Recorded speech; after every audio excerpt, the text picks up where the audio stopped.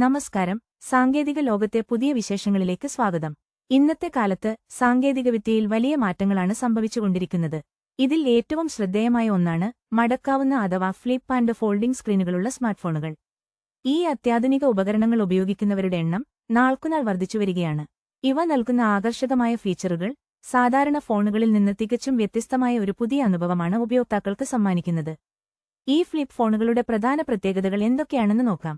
പ്രധാനമായും ഈ ഫോണുകൾ കൈകാര്യം ചെയ്യാനുള്ള എളുപ്പമാണ് പലരെയും ആകർഷിക്കുന്നത്. പ്രത്യേകിച്ച് ബാഗുകളിലോ ചെറിയ പോക്കറ്റുകളിലോ വളരെ എളുപ്പത്തിൽ സൂക്ഷിക്കാൻ ഇവയ്ക്ക് സാധിക്കും.